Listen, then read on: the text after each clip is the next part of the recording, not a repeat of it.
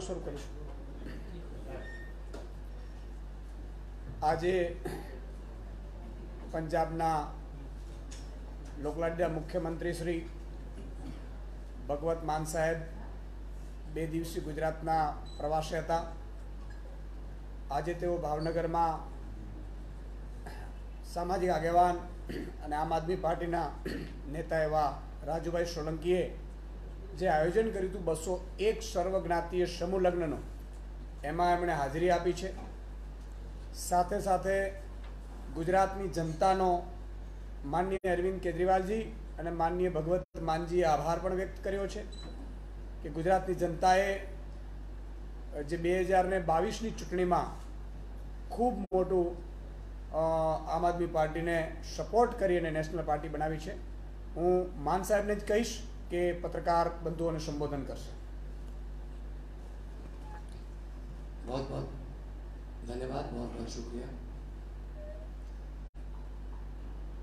गुजरात का media, print media,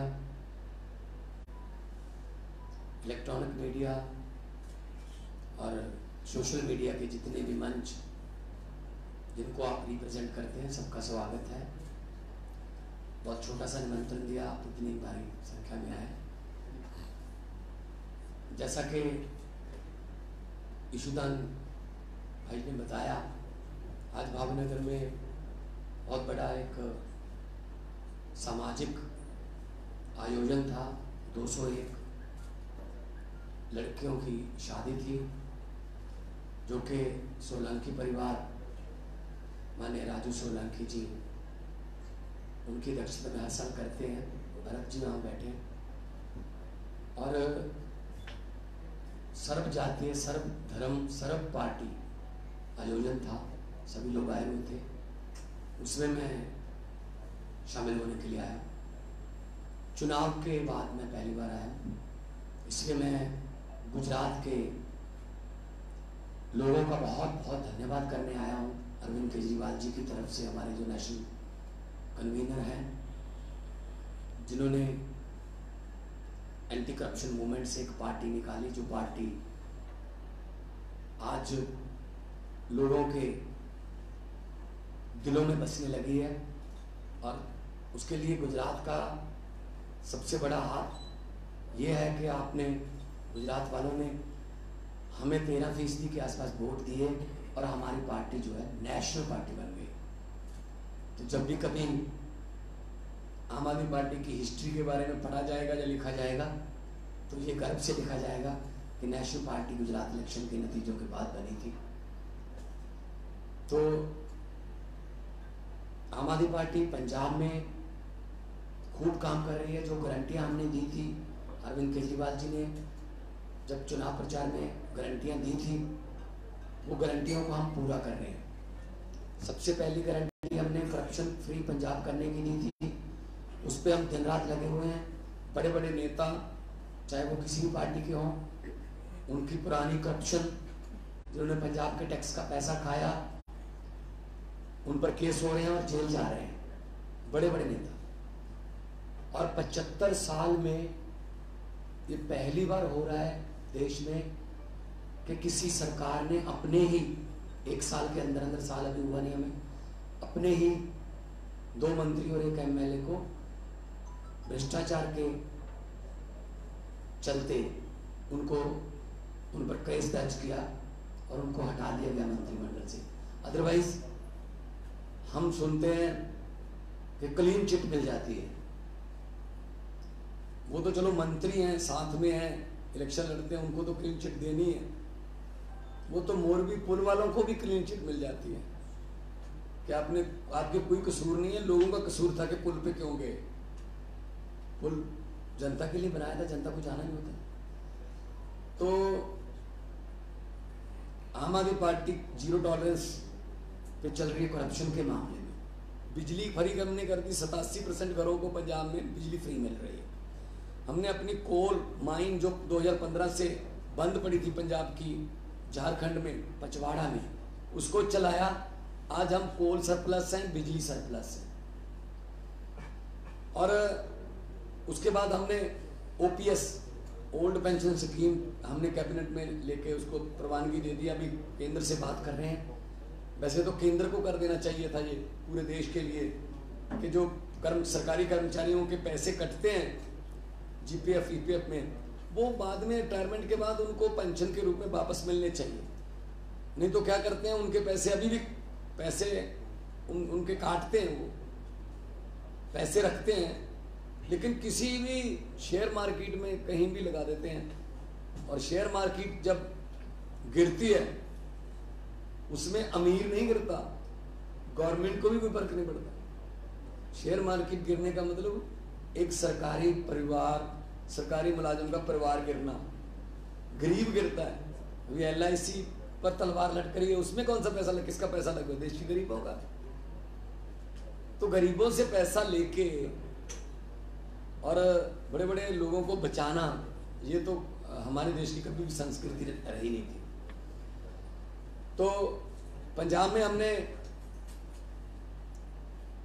अब तक 28,000 के आसपास कच्चे मुलाजिमों को जो कॉन्ट्रैक्ट बेस्ड थे उनको पक्के कर दिया, रेगुलर कर दिया। कुछ हाई कोर्ट मानयोग, हाई कोर्ट की मानयोग, सेशन कोर्ट्स की कुछ बाधाएं थी, वो दूर करके फिर उसके बाद हम उनको कैबिनेट में ले आकर उनको नियुक्ति पत्र दे देते हैं। और 27,000 के आसपास हमने सरकारी नई नौकरियां दे दी, नियुक्ति पत्र देके वो काम कर रहे हैं। 1 साल अभी हुआ नहीं सरकार को, 16 मार्च को 1 साल होगा। इंडस्ट्री, अभी हमारा इन्वेस्टमेंट समिट था, पंजाब में इंडस्ट्री आ रही है। टाटा स्टील जमशेदपुर के बाद इंडिया का 2nd biggest steel plant Ludhiana में लगा रही है। और बहुत सी कंपनी, जर्मनी की 3-4 कंपनी आ रही हैं, UAE से हमारा समझौता हुआ, सिंगापुर से आ रहे हैं, जापान जो है ऑलरेडी हमारे साथ ज्वाइंट वेंचर में है बहुत सी कंपनियों में। और पंजाब में ट्रैक्टर इंडस्ट्री है, हम 80% ट्रैक्टर जो हैं पंजाब में बनते हैं, जो देश में मतलब जो चलते हैं, और 22% जो ट्रैक्टर हम एक्सपोर्ट करते हैं, उनमें 22% पंजाब का। सो एग्रो इंडस्ट्री में पंजाब में बहुत सा स्कोप है। बाइसाइकिल के हम किंग हैं, हीरो हमारे पास है, A1 हमारे पास है, वर्धमान हमारे पास है, नेस्ले हमारे पास है, पेप्सिको हमारे पास है, कारगिल हमारे पास। पंजाब की धरती पर कुछ भी उगा दो उग जाएगा, नफरत के बीज नहीं उगते। तो फूड प्रोसेसिंग में हम बहुत कंपनियों को बुला रहे हैं।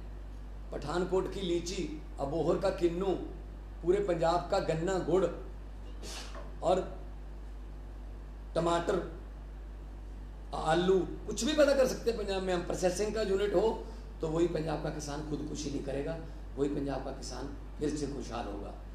तो पंजाब सरकार 1 साल में इतने काम कर चुकी है, जो ये काम पिछले 15, 20, 25 साल तो 2 फैमिलियों का ही राज रहा है, बादल और कैप्टन फैमिली। तो पहले जो MOU करने आती थी इंडस्ट्री, वो 2 परिवारों से MOU होता था।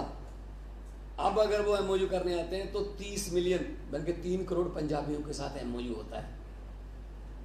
तो पंजाब आज़ादी में पहले नंबर पर, आज़ादी की लड़ाई में सबसे ज़्यादा कुर्बानियां हमारी, और आज़ादी को कायम रखने में भी पहले नंबर पर आए।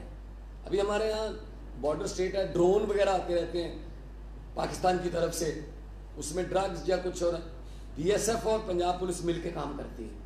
हर रोज हम ड्रोन पकड़ते हैं, गैंगस्टरों को पकड़ते हैं, ड्रग पकड़ते हैं। बड़ी जल्दी पंजाब जो है वो ड्रग फ्री जोन बन जाएगा, क्योंकि हम नौकरियां दे रहे हैं, हम इंडस्ट्री को ला रहे हैं, वो रोजगार पैदा होंगे और हमारे पंजाब के युवाओं को काम मिलेगा। काम मिलेगा तो उनका मन इधर उधर नहीं भटकेगा। और पंजाब पुलिस में हमने भर्तियां हर साल 2100 भर्ती का ऐलान अभी से कर दिया, ताकि बच्चे तैयारी करने लगें, ड्रग से दूर रहें और गैर सामाजिक जो तत्व हैं उनकी बातों में ना आए। तो पंजाब एक बहुत ब्लेस्ड धरती है और बहुत मेहनती लोगों की धरती है। वी आर ग्लोबल सिटीजन्स, पूरी दुनिया के सिटीजन हैं हम। और पंजाबी जहाँ भी जाते हैं अपनी शान कायम रखते हैं। अभी मैं गुरुद्वारा साहब में माथा टेक के आया हूँ, कितने हज़ार यहाँ पंजाबी परिवार हैं, सिंधी परिवार हैं, और सेवा करने में हम नंबर 1 पे रहते हैं। चाहे वो तुर्की में भूकंप आया, सीरिया में भूकंप आया, चाहे रशिया और यूक्रेन की जंग चल रही है और कुछ आपको नजर आए ना आए, पंजाबियों का लंगर जरूर नजर आ जाएगा वहाँ पे। तो हम लोग जो है गुरु नानक देव जी के कदम चिन्हों पर चलने वाले, उनकी बानी सर्वत्र का भला, पूरी दुनिया का भला मांगने वाली बानी है। हम लोग अमन पसंद लोग हैं, हमारी सोशल बॉन्डिंग बहुत मजबूत है। 10 साल हमारी सोशल बॉन्डिंग पे AK-47 भी चली, बम भी फूटे, लेकिन सोशल बॉन्डिंग, आपसी भाईचारा हमारा टूटा नहीं है। तो पंजाब जो है वो देश का नंबर 1 सूबा पहले था, अभी हम बनाएंगे, ये हमारी गारंटी। 3 करोड़ लगभग पंजाबियों ने हम पर विश्वास किया। 117 में से 92 सीटें दी हैं। तो और कोई हमने कोई दारू नहीं बांटी, कोई हमने कोई वोट नहीं खरीदे, ना कोई मसल पावर थी हमारे पास। हमारे पास तो सिर्फ प्यार की पावर थी, तरक्की की पावर थी। हम स्कूलों की बात कर रहे थे, अभी हम 117 स्कूल ऑफ एमिनेंस शुरू कर दिए, स्टार्ट कर दिए। 500 मोहल्ला क्लिनिक हमारे यहाँ चालू हो चुके हैं। यहाँ पे लाखों लोग हर रोज आके OPD का फ़ायदा उठाते हैं। और साथ साथ में हम टूरिज़्म के लिए फिल्म सिटी बना रहे हैं। टूरिज़्म, वाटर टूरिज़्म में हमारे पास बहुत सा स्कोप है। और मैं आपको भी आमंत्रित करूँगा कि आप पंजाब आइए, चंडीगढ़ आइए, आप लुधियाना आइए, अमृतसर साहब आइए। बाघा बॉर्डर की ट्रीट सेरेमनी जो है उसमें 25,000 लोगों की हर रोज़ फुटफॉल है। तो पंजाब का कल्चर दिखाएंगे आपको। तो पंजाब की सरकार और दिल्ली की सरकार चल रही हैं अच्छे तरीके से। थोड़ा वो तो आपके पास पहुंचते ही हुआ कि दिल्ली में कुछ भी करना चाहते हैं अरविंद केजरीवाल जी, तो LG कहते हैं ये नहीं कर सकते आप। जब भी आप किसी सिस्टम के खिलाफ बोलोगे या सिस्टम को बदलना चाहोगे, तो उस सिस्टम के जो बेनिफिशियरी हैं, जो उस सिस्टम से फायदा लेते हैं, जो उस सिस्टम के लाभ पात्र हैं, वो बाउंस बैक करते हैं कि ऐसा नहीं हो सकता, ऐसा नहीं करने देंगे। अरविंद केजरीवाल जी कह रहे हैं कि मैं 40 से 50 सर्विसेज जो हैं सरकार की, वो डोर टू डोर पहुंचाना चाहता हूं, उनके घर पे जाके हमारे अफसर काम करें। LG साहब कहते हैं नहीं, दफ्तरों में खजल खुआरी लोगों की रोक नहीं सकते, आप ये काम नहीं कर सकते। अरविंद केजरीवाल जी कहते हैं मैं अपने प्रिंसिपल्स को, टीचरों को फिनलैंड भेजकर उनको ट्रेनिंग दिलवा के, लेटेस्ट टीचर ट्रेनिंग जो है वो दिलवा के यहाँ बच्चों का भला करना चाहता हूँ। तो LG साहब कहते हैं ना, हमारे बच्चों को शिक्षा वर्ल्ड क्लास की देने की कोशिश कर रहे हो, हम इसको इजाज़त नहीं देंगे। तो ये फर्क है बस। अभी मुझे ईशुदान भाई ने बताया कि इस बार गुजरात में पहली बार शिक्षा के लिए बजट रखा गया है, एजुकेशन के लिए बजट रखा गया, हेल्थ के लिए रखा गया, बिजली के लिए भी कहा है कि बिजली इतनी फ्री कर देंगे। पहले जब हम करते थे, हमारी वाली को कहते थे फ्री की रेवड़ी। तो 15 लाख वाला पापड़ किसने बेचा था? हमारे वाली रेवड़ी लगती है। लोगों के टैक्स का पैसा लेके लोगों पर वापस देना लोगों को, ये कोई रेवड़ी थोड़ी है। डेवलप कंट्री में भी इसको देते हैं, लेकिन वहां उसको सोशल सिक्योरिटी बोल देते हैं, उसका नाम और है बस, ठीक है ना। तो कई बार क्या होता है, जो छोटी पार्टियां हैं, जैसे हमारी पार्टी अभी 10 साल पुरानी पार्टी, छोटी पार्टियां शायद नंबरिंग में कम रह जाती हैं, नंबर उनके नहीं आते उतने, जीत के MLA MP उतने जीत के नहीं आते, लेकिन वो बड़ी पार्टियों का एजेंडा रीसेट करवा देती है। बड़ी पार्टियां डरती हैं इस बात से कि कहीं ये ना आगे आ जाएं, इनका एजेंडा कौन सा है जिस पे लोग वोट दे रहे हैं, तो फिर हम भी करो भाई। पहले कभी भी इन्होंने बिजली, पानी और शिक्षा की बात नहीं की थी, पहले सिर्फ नफरत की बात करते थे। अब हमारे वजह से अगर एजेंडा रीसेट हो रहा है, हम तो इसको भी अपने लिए कहेंगे कि चलो देशभक्ति हमारी थोड़ी बहुत तो काम आई, किसी ने हमसे भी सीख लिया, सीखने के लिए हम कहीं भी जा सकते हैं। तो अगर आपका कोई सवाल हो तो बताइए। अभी जो पंजाब में घटना हुई उसमें आपने ट्वीट किया और आप भड़क गए थे, अमृतपाल जो है वो पंजाब की जो पंजाबियत है वो उसके वारिस कहलाने के लायक। देखिए, श्री गुरु ग्रंथ साहब जी को मानते हैं, सब मानते हैं, वो तो सर्वत्र का भला मांगने वाली बानी है उसमें गुरुओं की। अगर आप किसी हड़ताल में, धरने में, प्रदर्शन में, शांतिपूर्वक हड़ताल करना आपका डेमोक्रेटिक राइट है, धरना देना आपका राइट है, लेकिन उसकी आड़ में श्री गुरु ग्रंथ साहब जी को आड़ में उसको ढाल बनाकर अगर आप जाओगे क्योंकि आपको पता है कि जब श्री गुरु ग्रंथ साहब जी जा रहे हैं तो सामने पुलिस वाले भी गुरु ग्रंथ साहब जी को मानने वाले हैं, वो कुछ नहीं कह पाएंगे। तो इसकी आड़ हम लेते हैं। श्री गुरु ग्रंथ साहब जी से आशीर्वाद लें, उनकी शिक्षाओं पर चलें, लेकिन ये नहीं होना चाहिए कि उसकी आड़ में आप कहीं पे आ गए और पुलिस ने आपको कुछ नहीं कहा तो इसको आप बोलने लगे हम जीत गए, हमने ये कर लिया। तो पंजाब में फिर कहता हूँ अमन शांति पूर्वक है, और इसकी चारों तरफ से इस बात की निंदा हो रही है कि श्री गुरु ग्रंथ साहब जी को ऐसे गलियों में लेके जाके या थाने के सामने लेके जाके पुलिस वालों को मतलब उनके इमोशंस को ऐसे उन्होंने मतलब इस्तेमाल किया। लेकिन मैं पंजाब पुलिस को इस बात की बधाई देता हूँ कि भले ही उनको चोटें लगी हैं, लेकिन उन्होंने श्री गुरु ग्रंथ साहब जी का अपमान होने से बचा लिया। तो लेकिन अभी मैं हमारे धर्म के जो विद्वान हैं उनसे भी बेनती करता हूँ, इस बात पे सर जोड़ के बैठना चाहिए कि क्या अभी कल कोई ज़मीन पर कब्जा लेने जाएगा तो वहाँ श्री गुरु ग्रंथ साहब जी का प्रकाश कर लेगा तो जी तो आप पुलिस तो आ ही नहीं सकती जी, हमने तो कब्जा कर लिया। तो श्री गुरु ग्रंथ साहब जी हैं वो आशीर्वाद देते हैं, वो शिक्षाएं देते हैं, सच्चा सुच्चा जीवन जीने की शिक्षा उसमें दर्ज है। लेकिन ऐसा नहीं है कि आप उनका इस्तेमाल करके आप कोई ऐसा काम करो। लड़ाई है, निजी है, सरकारी है, कैसी भी है, आप बैठ के बात कर लीजिए, टेबल पे सब हो जाता है। तो ये जो ऐसा करेगा वो पंजाब का वारिस नहीं कहलाएगा। अमृतपाल सिंह ने कल एक विवादित टिप्पणी की है और उसने ये कहा है कि अजनाल की जो घटना हुई है वो हिंसक नहीं थी, असली हिंसा तो अभी बाकी है। ये ख्याली पुलाव है। पंजाब जो है वो पहले 10 साल बहुत काले दिन देख चुका है। तो पंजाब की पुलिस इतनी सक्षम है कि किसी को अमन कानून तोड़ने की हम इजाज़त नहीं देंगे। और पंजाब की सरकार आम आदमियों की सरकार है, आम लोगों की सरकार है, जो रोजगार चाहते हैं, बिजली चाहते हैं, बच्चों के लिए वर्ल्ड क्लास शिक्षा चाहते हैं, अपना इलाज वर्ल्ड क्लास चाहते हैं, इंफ्रास्ट्रक्चर चाहते हैं। हमारे यहाँ ऐसा कोई आके बोल दे कि मैं पता नहीं ये करूँ, कानून से बड़ा कोई नहीं है। तो इसलिए ये जो बातें हैं, ये एक वो आपके सेगमेंट नहीं चलते 5 मिनट में 200 खबरें, ये उसकी एक छोटी सी जिस तरीके से खालिस्तान पंजाब के अंदर जिस तरीके से खालिस्तानी नारे लगे और जिस तरीके से खालिस्तान के समर्थन में लोग सामने आए, लगता है कि लॉ एंड आप 1000 लोगों को क्या पंजाब मानती है? आप आके देखिए, खुद आके देखिए कौन वहाँ पे नारे लगा रहा है। ये कुछ लोग हैं बस, और वो उनको फंडिंग होती है विदेशों से, दुकानें चलती हैं, विदेशों से फंडिंग होती है, पाकिस्तान से फंडिंग होती है। तो ड्रोन जो है वो राजस्थान का हमसे 2.5 गुना बड़ा बॉर्डर है जो पाकिस्तान के साथ टच करता है। वहाँ क्यों नहीं ड्रोन आते, पंजाब में क्यों आते? क्योंकि उनके आका बैठे हैं कि पंजाब को डिस्टर्ब किया जाए। पंजाब नहीं डिस्टर्ब होगा, पंजाब में अमन भाईचारा कायम है और पंजाब की सरकार तरक्की की ओर पंजाब को लेकर जा रही है।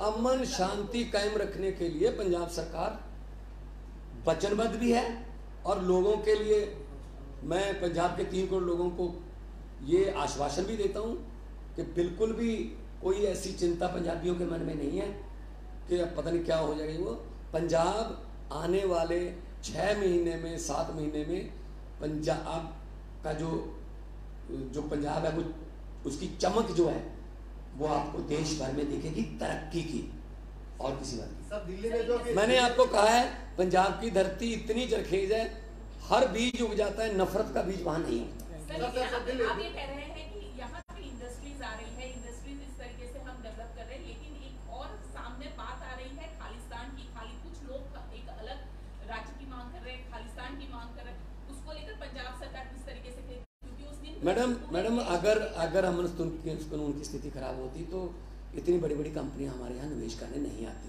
इसलिए आपको जो दूर से देख रहे हैं, आप पंजाब में आके देखिए, आप देखेंगे कि पंजाब जो है वो अब अपना तरक्की के रास्ते पर चल गया। बहुत से एनआरआई वापस यहाँ पंजाब में निवेश करने आ रहे हैं। बहुत से ऐसे लड़के लड़कियां हैं जो विदेश जाना चाहते थे, लेकिन पंजाब सरकार का विश्वास, पंजाब सरकार द्वारा नौकरियां देने का जो तरीका, without any corruption, without any lobbying, without any सिफारिश, उससे इतने प्रभावित हुए कि विदेश जाने के वो अपने जो प्लान है वो बदल रहे हैं। सर लास्ट बार दिल्ली में जो एमसीडी में जो बीजेपी और आम आदमी पार्टी के जो काउंसिलर है वो लड़ रहे हैं, वो आपको नहीं लगता कि लोकशाही के लिए बहुत बड़ा अपमान है? और आज मनीष सिसोदिया को सीबीआई दफ्तर भेजा दोनों का जवाब। अच्छा जी, जो एमसीडी में लड़ाई हो रही है वो लोकतंत्र का बहुत बड़ा अपमान है। किसने किया ये अपमान? क्या बोल सकते हैं गुजरात में बैठकर? आपका क्या कहना? नहीं, हम दोनों बात कर रहे हैं आपस में। 250 में से 134 हमारी आ गई, 106 उनकी आ गई, तो किसका बनना चाहिए मेयर सर? किसका जी? ऊंची बोली आम आदमी पार्टी का बनना चाहिए। बना भी बने का न, नो बना कैसे? सुप्रीम कोर्ट में गए हम 2.5 महीने क्या क्यों नहीं बना? फिर रिजल्ट तो 7 दिसंबर को गुजरात के साथ ही आ गए थे, तो क्यों नहीं बना? फिर दादागिरी कभी ऐसा ही कमाल है यार, गुजरात में रहकर आपको अभी ये भी नहीं पता कि बीजेपी दादागिरी कर रही है। कमाल है यार, ऐसे आ जाते हो जैसे कुछ पता ही नहीं आपको है। बीजेपी ने सरकारें छीनने की आदत पड़ गई उसको। कांग्रेस ने कर्नाटक में सरकार बनाई, छीन ली। मध्य प्रदेश में सरकार बनाई, छीन ली। गोवा में सरकार बनाई, छीन ली। राज्यपालों को तो रात को 2-2 बजे उठा के ओथ सेरेमनी कर लेते हैं। अभी 15 साल से एमसीडी में थे, अब एमसीडी की कुर्सियां 15 साल से जो चिपके बैठे हैं, वो उनसे उठना थोड़ा मुश्किल तो होता है, लेकिन जनता की आवाज यह है कि इनसे उठना पड़ेगा। सुप्रीम कोर्ट में हमें जाना पड़ा, सुप्रीम कोर्ट ने कहा मेयर का चुनाव करो, डिप्टी मेयर का चुनाव करो, बन गया। सर आज मनीष सिसोदिया जी की यहाँ पे तपास आज के देखो, जिससे डर लगता है ना उसी को टारगेट करते हैं। बीजेपी ने किसी गूंगे आदमी को पकड़ा है देश में जो बोलता ना हो कुछ भी? नहीं पकड़ा ना। जो बोलता है उसको जहाज से भी उतार लेते हैं कि नहीं जी इस जहाज से नहीं जा सकते, आपने बहुत कुछ बोल दिया। हम नहीं डरते सीईडी से, एसीबीआई से, ये वो। आइए, आप लोकतंत्र में हैं तो आप जब भी कोई, उनको ये लगता है सत्येंद्र जैन को अंदर करके हम इनके अस्पतालों की हवा निकाल देंगे, मनीष सिसोदिया को अंदर करके हम इनके स्कूलों की हवा निकाल देंगे, तो हमें डर नहीं लगता ईडी से, सीबीआई से, भेजिए। लेकिन हमें इतना पता है कि इनको डर लग रहा है कि आम आदमी पार्टी जो है वो देश में, पूरे देश में फैल रही है, इसलिए कोई ना कोई तरीका अपनाएं। लेकिन बाज जो है, बाज पंछी, वो उतना ही ऊंचा उठता है जितनी हवा उसके विरुद्ध होती है। सर लास्ट सवाल, जिस तरह 2022 में पूरी आक्रामकता से विधानसभा इलेक्शन में आम आदमी पार्टी गुजरात में लड़ी, उसी तरह उसी स्टाइल से आने वाले 2024 में लोकसभा के इलेक्शन लड़ी। हमारी जो आक्रामकता कहते हैं ना, हम हमलेबाज नहीं है, हम हल्लेबाज नहीं है। हमारी जो आक्रामकता है वो स्कूल बनाने में होती है, बिजली मुफ्त देने में होती है, सड़कें बनाने में होती है, इंफ्रास्ट्रक्चर में होती है, इलाज में होती है, हेल्थ में होती है। तो हमारी जो आक्रामकता है वो लोक पक्ष है। हम देश के इस 130 करोड़ लोगों को जिताने के लिए आए हैं, किसी खास पार्टी को हराने के लिए नहीं आए। हाँ, फुल स्टेट है, उसमें भी राज्यपाल तंग कर रहे हैं। एलजी तो बनाई उन्होंने रखा है कि सरकार एलजी को मानो। तमिलनाडु में क्या हुआ, राज्यपाल साहब कोई और ही भाषण पढ़ रहे थे, दिया कुछ और था। तो ये जो राज्य भवन है पूरे देश में, ये बीजेपी के मुख्यालय क्यों बन गए हैं? जो राज्य भवन है पूरे देश में, ये बीजेपी के मुख्यालय बनते जा रहे हैं, और जो राज्यपाल हैं वो उनके स्टार प्रचारक बनते जा रहे हैं। तो संविधान के मुताबिक जो इलेक्टेड हैं, लोकतंत्र में इलेक्टेड जो हैं वो फैसले लेते हैं, सिलेक्टेड नहीं लेते।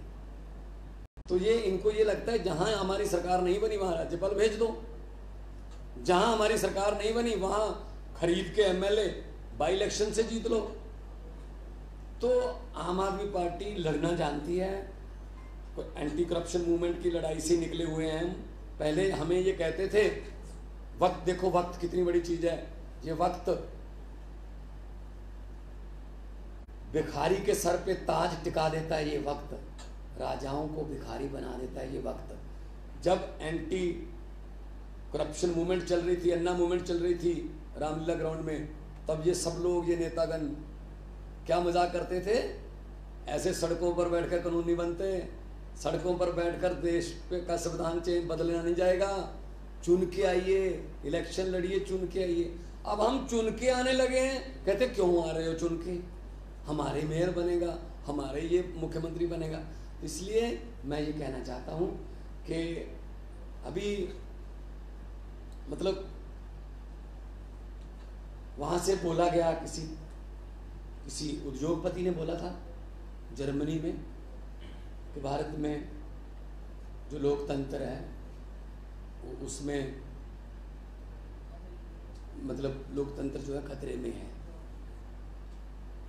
लोकतांत्रिक तरीके से चुनी हुई सरकारों को तंग किया जाता है, लोकतंत्र तरीके से मेयर नहीं बनने दिए जाते, ठीक है ना। उस एक उद्योगपति ने बोल दिया कहीं से। अभी तो कोई इलेक्शन का साल भी नहीं है, अभी इलेक्शन का कोई महीना भी नहीं है, लेकिन आप मुझे ये बता देना, और गुजरात वालों को, मैं पत्रकारों को ये भी हिम्मत देनी चाहता हूँ कि इतनी हिम्मत रखना कि यहाँ बीजेपी वाला आए, उनसे ये पूछना, बिल्कुल सही है, उसने गलत बोला कि हमारे देश के लोकतंत्र में कोई विदेशी आदमी हस्तक्षेप नहीं कर सकता, लेकिन अमेरिका के राष्ट्रपति के चुनाव से 5 महीने पहले वहाँ जाकर अब की बार ट्रंप सरकार, ये बोलना उनके लोकतंत्र में हस्तक्षेप नहीं है। और जहाँ जहाँ भी इन्होंने बोला सारे हार गए। धन्यवाद। मान जी